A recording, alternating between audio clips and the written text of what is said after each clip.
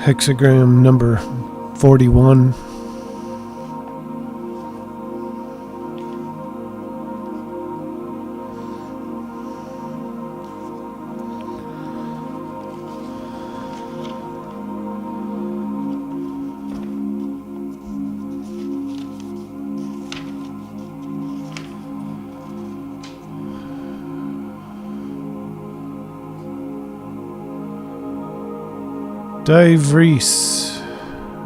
Decrease. Better put my glasses on here. Decrease. Hexagram number 41. Sacrifice feelings to which we are attached, such as desire, affection, repulsion, negation, alienation, or irritation for the good of the whole. Decrease combined with sincerity. Decrease on the whole is a call to sacrifice all forms of self-importance, including feelings of anger and retribution that occur when we feel forced into a seemingly impossible situation.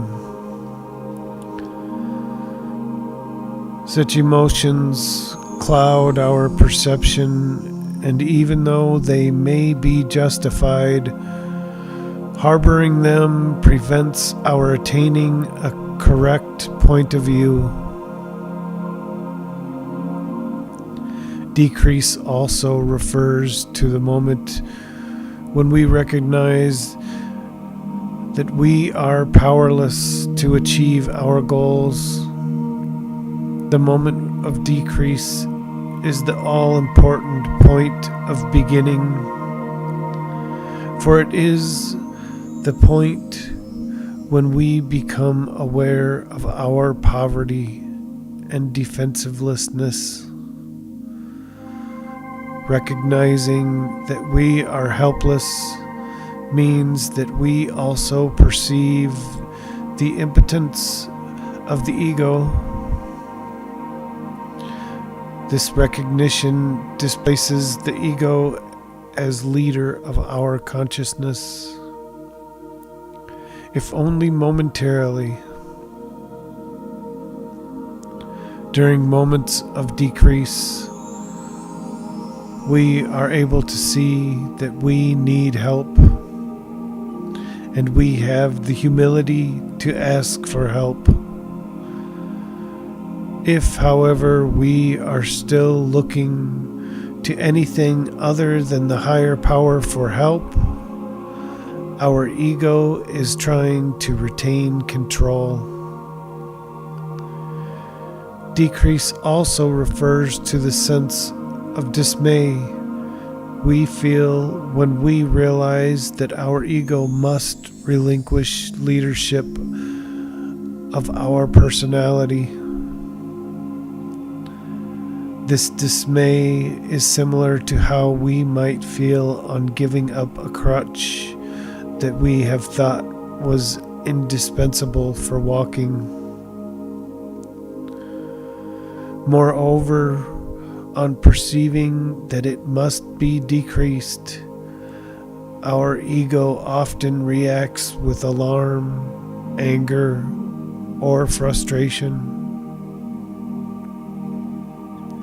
If it is not met with firm resistance at this point, when it is weak, it swiftly regains strength, throws up defenses, and begins to strive and resist fate to decrease the ego by letting go of such feelings is to express the true sentiments of the heart. By decreasing the ego, the correct messages are transmitted to others, enabling the higher power to help and defend us. Our ego continues to lead so long as we seek to be understood, to gain recognition for our views or attempt to vindicate ourselves. It also remains in control if we defend ourselves, make pacts, or steel ourselves against what might or might not happen. In doing these things, we hedge, doubting that the creative will come to our defense. Even though others may wish to change or relate to us in a better way, they remain resistant because they sense our doubt and defensiveness. So long as our ego is able to control us, we remain unreliable. To accept our need for help and to call for help is to gain the help of the higher power. Changing line number 1. Going quickly when one's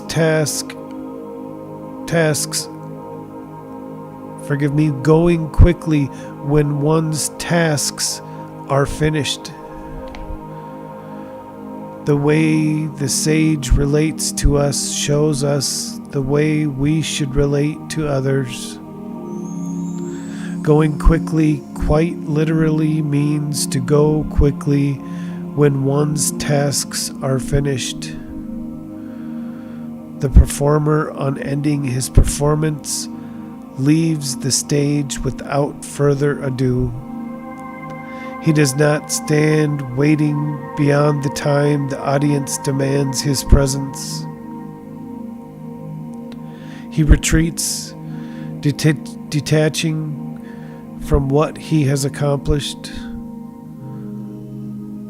This selflessness prohibits the ego from assuming power.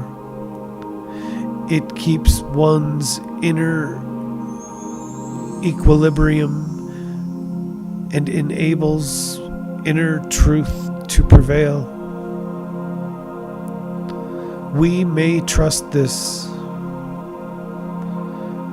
Being defenseless, we must take care not to jeopardize our personalities.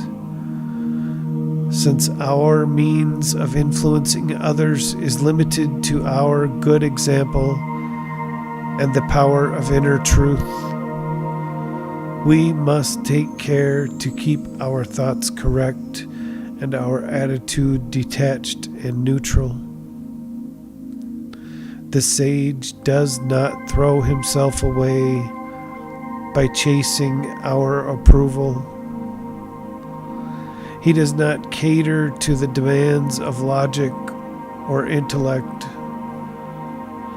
Although he withdraws in the presence of arrogance, he tolerates our mistakes.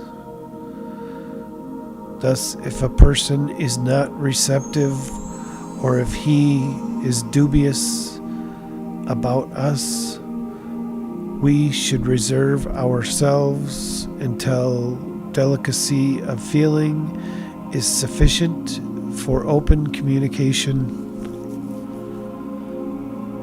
When a person's ego leads, we throw ourselves away if we confide in him or try to convince him of anything. This line may also concern our relationship with the sage. We should ask ourselves, therefore, if we have delicacy of feelings toward the sage. Do we take what we want from his advice and reject what is unpleasant? Do we take what we want from his advice and reject what is unpleasant? Do we treat him as a helpful friend? Changing line number 2. Without decreasing oneself, one is able to bring increase to others. This line confirms that it is correct to be paid for one's services. It is not necessarily a good thing to serve another if, in doing so, we teach him to be self-centered and spoiled. We should not cultivate the idea that we can receive without being sensitive to the needs of those who serve us. In the I Ching, view it is wrong to serve another if it means we cater to his ego or to unreasonable expectations, or if such service entails compromising our principles.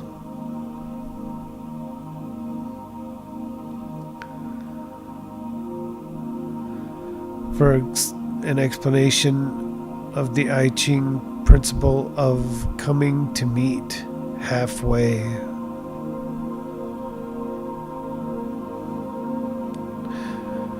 refer to Hexagram Number 44.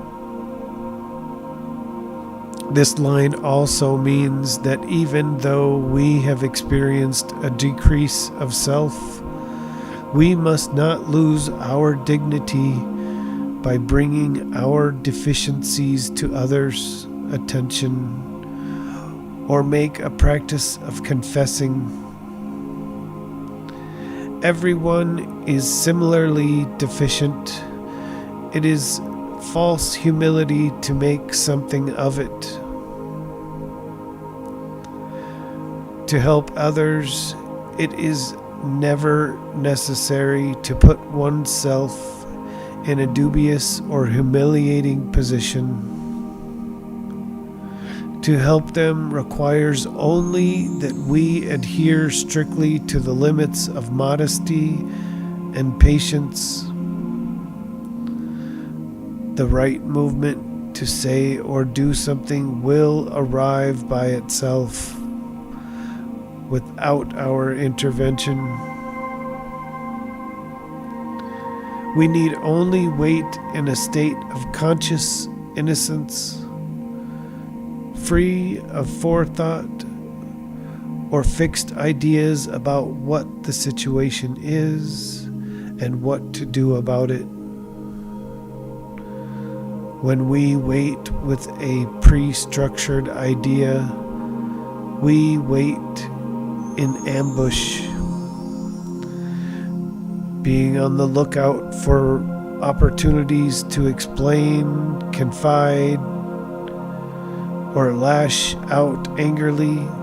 We throw ourselves away and thus incur an unnecessary decrease through being humiliated.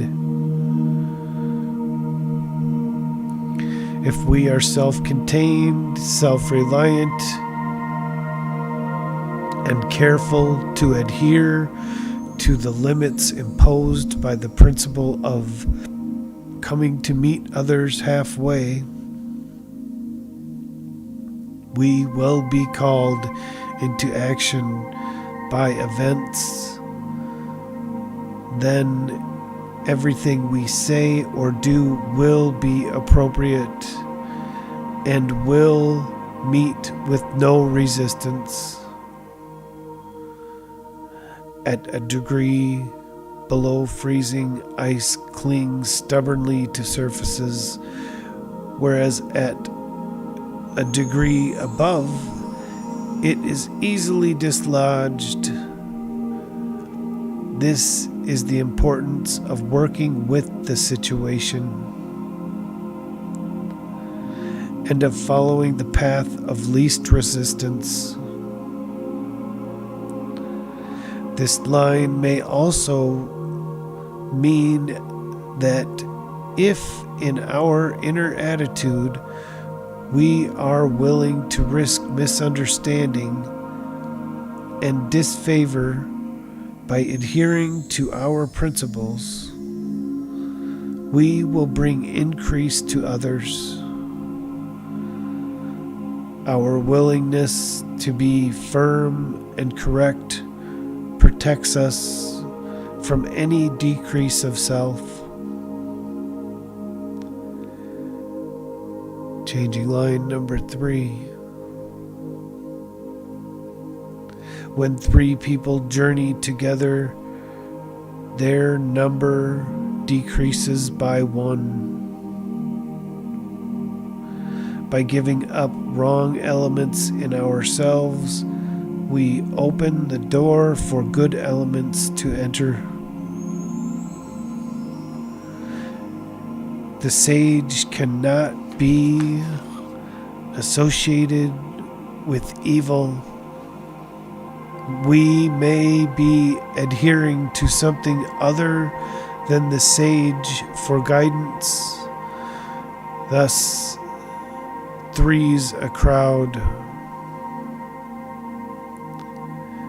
We also receive this line when we have plunged ahead without waiting to acquire the sage's help.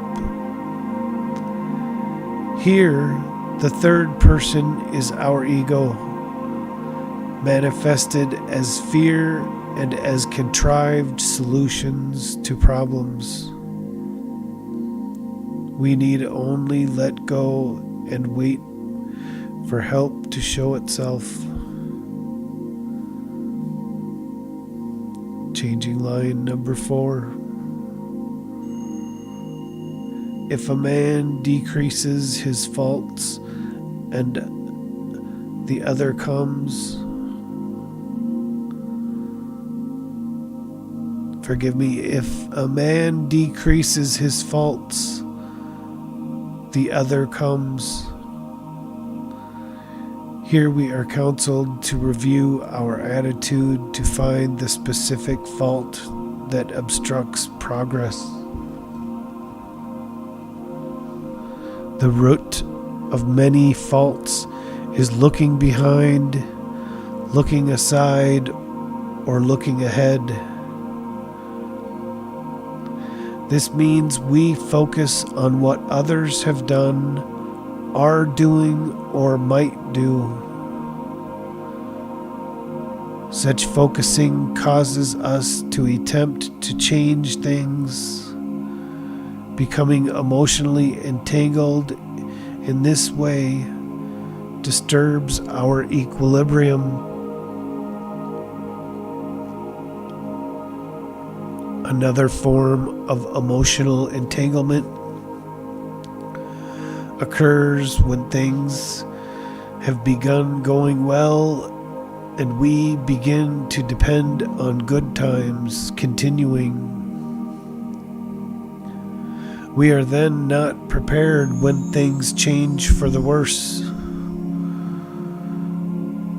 Similarly, during bad times, we assume that negative situations will continue indefinitely. Hence, we adopt an oppressed and hopeless view. We should not depend on affairs either to be stable or unstable. Change is the rule of life. Such dependencies cause us to lose our sense of caution during good times and to rely on contrived solutions during bad times. We become so careless or preoccupied with our problems that we are not open to suggestions from the sage. External observations of a situation are incomplete. It is important to come to the inner truth of the matter,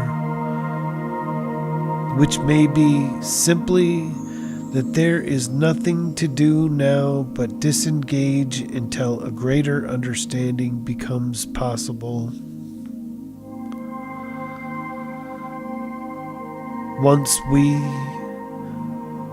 think we have identified the problem, we tend to set ourselves on a common course to correct it.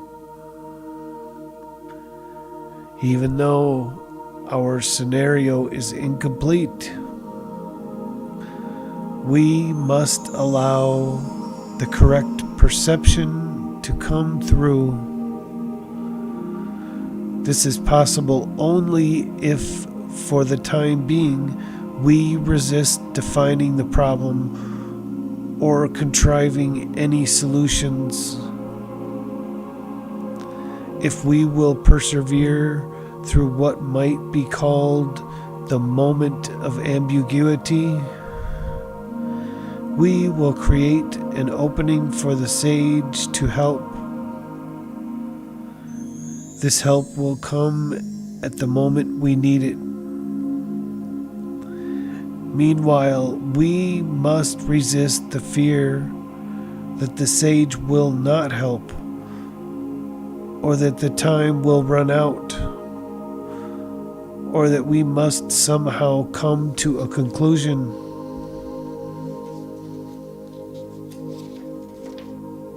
Finally, in doing what is correct, we must stop looking to the sage for vain approval or disapproval. We know whether or not we have done the best we can at a particular time. We must let go of effort and of any mistakes we have made.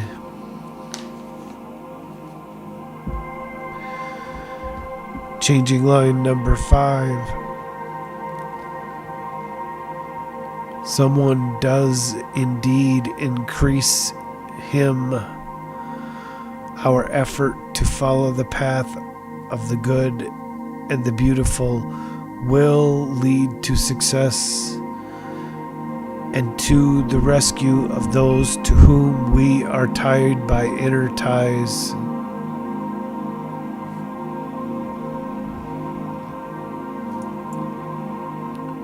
Changing line number 6.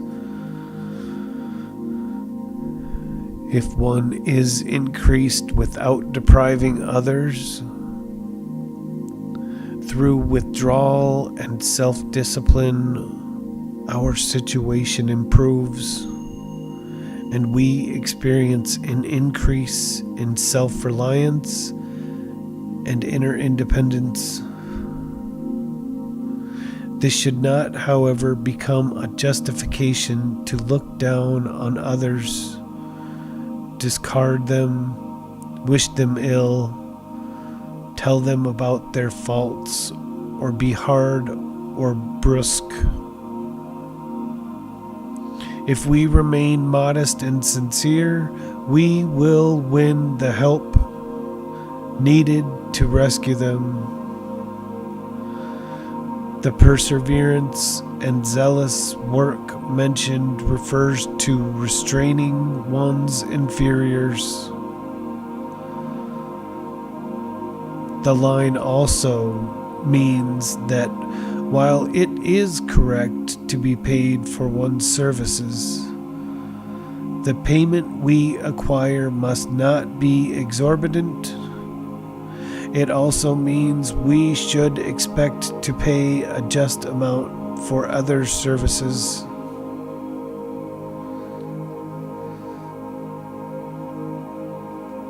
This ends hexagram number 41.